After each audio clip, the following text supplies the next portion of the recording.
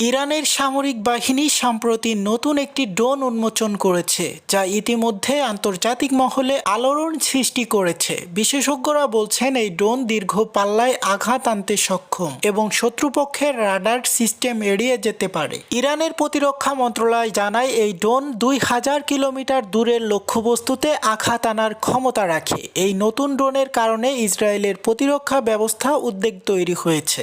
Israeli সামরিক বিশ্লেষকরা বলেছেন ইরানের এই ড্রোন তাদের নিরাপত্তার জন্য বড় ধরনের হুমকি। এই নিয়ে ইসরায়েলের প্রতিরক্ষা মন্ত্রণালয় একটি জরুরি বৈঠক ডেকেছে। বিশ্বজুড়ে এই ড্রোন নিয়ে আলোচনা শুরু হয়েছে। বিশেষজ্ঞরা মনে করেছেন এটি মধ্যপ্রাচ্যে নতুন সামরিক প্রতিযোগিতা শুরু করতে পারে।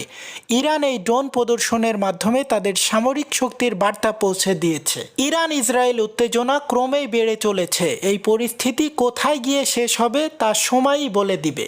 সম্প্রতি ইরানের কাছে যত সমরাস্ত্র দেখা যাচ্ছে তাতে স্পষ্ট হয়ে যায় যে তারা যুদ্ধের জন্য পরিপূর্ণ প্রস্তুত হয়ে গেছে। আন্তর্জাতিক আপডেট পেতে আমাদের চ্যানেলটি সাবস্ক্রাইব করে একটা লাইক করে আমাদের সাথেই থাকুন। আপনারা দেখছেন এইসে গ্লোবাল নিউজ, সাথে আছে আমি হুসাইন আহমেদ।